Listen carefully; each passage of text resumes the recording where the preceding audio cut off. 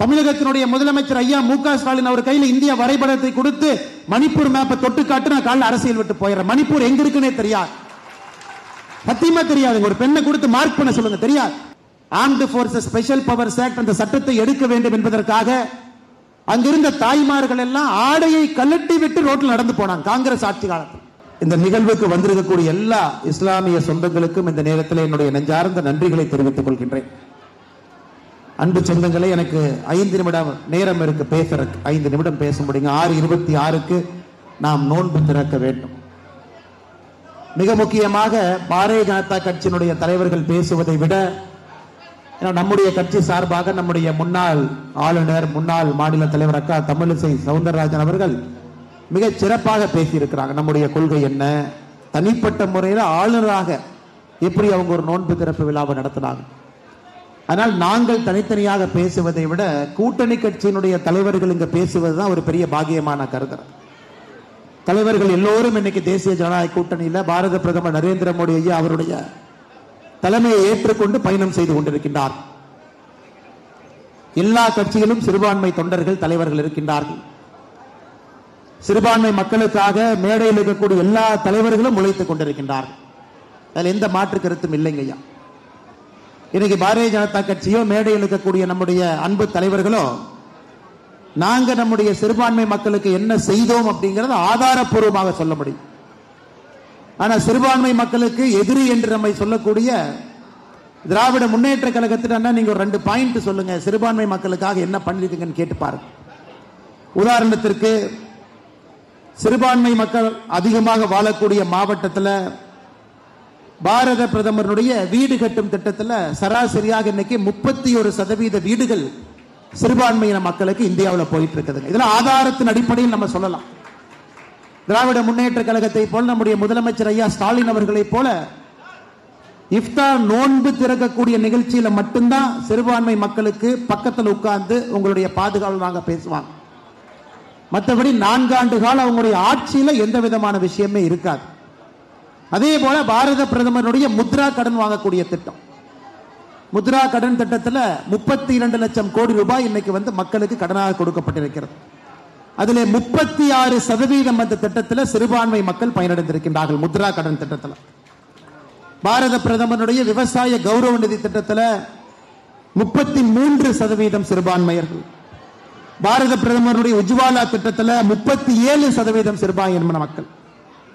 இஸ்லாமிய பெண் குழந்தைகள் படிப்பதற்காக அவர்களை ஊக்குவித்து படிச்சு முடிச்ச உடனே ஸ்கூல் படித்தவுடன் 51,000 ரூபாய் நம்முடைய பிரதமர் அவர்கள் வந்த பிறகு ஆரம்பிச்ச திட்டங்கள்.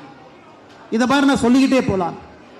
அதனால் நான் பாரதிய ஜனதா கட்சியினுடைய மாநில தலைவராக இதை செஞ்சிருக்கிறோம் அதை செஞ்சிருக்கோம் சொல்றதை விட நம்முடைய கூட்டணி கட்சியினுடைய தலைவர்களும் நம்முடைய முன்னாள் ஆளுநர், முன்னாள் மாநில தலைவர் அக்கா தமிழிசை சவுந்தரராஜன் அவர்கள் எப்படி வாழ்ந்திருக்கின்றோம் என்பதை வர்ணிச்சிருக்கிறார். அதை நீங்க என்னுடைய அன்பு வேண்டுகோள், ஒரு 10 நிமிஷம் இந்த நோன்பு நிகழ்வு முடிந்த பிறகு வீட்டுக்கெல்லாம் போகும் பொழுது கொஞ்சம் உங்களுடைய மனதை திறந்து ஒரு 10 நிமிஷம் மனதை திறந்து பாரத பிரதமர் நரேந்திர மோடி ஐயாவை பத்தி, தேசிய ஜனநாயக கூட்டணி எங்கேயாவது நாம சிறுபான்மை மக்களுக்கு எதிரியாக எங்கேயாச்சும் இருந்திருக்கிறோமா அப்படின்னு நீங்க ஒரு 10 நிமிஷம் யோசிச்சீங்கன்னா போற, வேற எதுவும் எனக்கு வேண்டாம். நான் பேசுகின்றேன், நான் புகழ்ந்து பேசுகின்றேன், எங்களுடைய தலைவர்களை நாங்கெல்லாம் புகழ்ந்து பேசுகின்றோம் என்பதை தாண்டி உங்களுடைய பாதத்தை தொட்டு நான் கேட்பது 10 நிமிஷம் மனசை திறந்து தேசிய ஜனநாயக கூட்டணியினுடைய தலைவர்கள் யாராவது தப்பு பண்ணியிருக்கிறோமா, இந்தியாவிலே 11 ஆண்டு ஆட்சி காலத்தில் எங்கேயாச்சும் தப்பு நடந்திருக்கா அப்படிங்கறத ஒரு நிமிஷம் நீங்க யோசிச்சு பாருங்க. அந்த தப்புக்கு பாரதிய ஜனதா கட்சியோ தேசிய ஜனநாயக கூட்டணியோ பாரத பிரதமர் நரேந்திர மோடி அவர்களோ எங்கேயாச்சும் காரணமான ஒரு நிமிஷம் யோசிச்சு பாருங்க.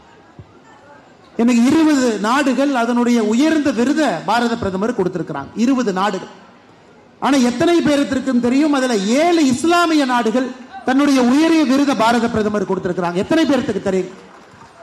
சவுதி அரேபியாவுடைய உயரிய விருது ஆர்டர் ஆஃப் அப்துல் அஜீஸ், ஒரு இஸ்லாமிய நாடு. மெக்கா மதினா 2 புண்ணிய ஸ்தலங்கள் இருக்கக்கூடிய நாடு, அதனுடைய உயர்ந்த விருதை, நாட்டினுடைய விருதை பாரத பிரதமர் நரேந்திர மோடி அவர்களுக்கு 2016 கொடுத்திருக்கிறாங்க.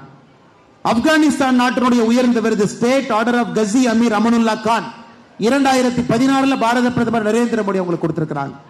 பாலஸ்தீன் நாட்டினுடைய உயர்ந்த விருது grand collar of the state of Palestine Bharat பிரதமர் நரேந்திர மோடி கொடுத்திருக்கிறாங்க. யுனைடெட் அரபு எமிரேட்ஸ் உயர்ந்த விருது ஆர்டர் ஆஃப் சயீத் பாரத பிரதமர் நரேந்திர மோடியை கொடுத்திருக்கிறார். பஹ்ரைன் நாட்டினுடைய உயர்ந்த விருது king Hamad order of renaissance Bharat பிரதமர் நரேந்திர மோடியை கொடுத்திருக்கிறாங்க. ஈஜிப்ட் நாட்டினுடைய உயரிய விருது order of the Nile Bharat பிரதமர் நரேந்திர மோடியை கொடுத்திருக்கிறாங்க. குவைத் நாட்டினுடைய உயரிய விருது order of Mubarak al Kabeer 2024 கொடுத்திருக்காங்க. அது மட்டும் தாங்க ஐயா நான் சொல்றேன். இந்த நாடுகள் எல்லாம் இன்று பாரத பிரதமர் நரேந்திர மோடியாவுக்கு சிவப்பு கம்பளத்தை விரித்து வரவேற்பு கொடுத்துக் கொண்டிருக்கின்றார். அது ஈஜிப்டாக இருக்கட்டும், சவுதி அரேபியாக இருக்கட்டும், பஹ்ரைனாக இருக்கட்டும், பாலஸ்தீனாக இருக்கட்டும், யுஏஆக இருக்கட்டும். ஆனா இங்க சும்மா மணிப்பூர் மேப்ல எங்க இருக்குன்னே தெரியாது. தமிழகத்தினுடைய முதலமைச்சர் ஐயா மு.க. ஸ்டாலின் அவர் கையில் இந்திய வரைபடத்தை கொடுத்து மணிப்பூர் மேப்பை தொட்டு காட்டு நான் காலையில் அரசியல் விட்டு போயிடுறேன். மணிப்பூர் எங்க இருக்குன்னே தெரியாது, சத்தியமா தெரியாது. ஒரு பெண்ணை கொடுத்து மார்க் பண்ண சொல்லுங்க, தெரியாது. மணிப்பூர்ல நடந்ததற்கு பாரதிய ஜனதா கட்சி, பாரத பிரதமர் நரேந்திர மோடி அவர்கள் காங்கிரஸ் ஆட்சி காலத்துல 10 ஆண்டு காலம் மணிப்பூர்ல என்ன நடந்துச்சு உங்களுக்கு தெரியும். Armed forces special powers act அந்த சட்டத்தை எடுக்க வேண்டும் என்பதற்காக அங்கிருந்த தாய்மார்கள் எல்லாம் ஆடையை கலட்டி விட்டு ரோட்டில் நடந்து போனாங்க காங்கிரஸ் ஆட்சி காலத்தில். அந்த மணிப்பூர் கொஞ்சம் கொஞ்சமாக அமைதி திரும்பி வந்து கொண்டிருக்கும் பொழுது 2 சமுதாயத்திற்கு ஏற்பட்ட நடந்த பிரச்சனையை இன்னைக்கு மறுபடியும் மாநில அரசு ராஜினாமா செய்து ஆளுநர் ஆட்சி மறுபடியும் அது ஒரு கண்ட்ரோலுக்கு வந்திருக்கு. எங்க நடந்தாலும் உடனே பாரதிய ஜனதா கட்சியின் மீது, தேசிய ஜனநாயக கூட்டணி மீது பழியை போடுவது மட்டுமே முழு நேரமாக நம்முடைய முதலமைச்சர் ஐயா மு.க. ஸ்டாலின் அவங்க வச்சிருக்கிறாங்க. அதனால நான் அதிகம் பேசுவதை விட என் அருமை இஸ்லாமிய சொந்தங்கள்கிட்ட அன்பான வேண்டுகோள், நாளை ஒரு 10 நிமிட காலம் நீங்க மனத்தை யோசிச்சு நாம் எங்கேயாச்சும் தவறு பண்ணிருக்கிறோமா, இஸ்லாமிய சொந்தங்களுக்கு எதிராக நடந்திருக்கிறோமா அப்படிங்கறத மட்டும் நீங்க யோசிக்கணும்.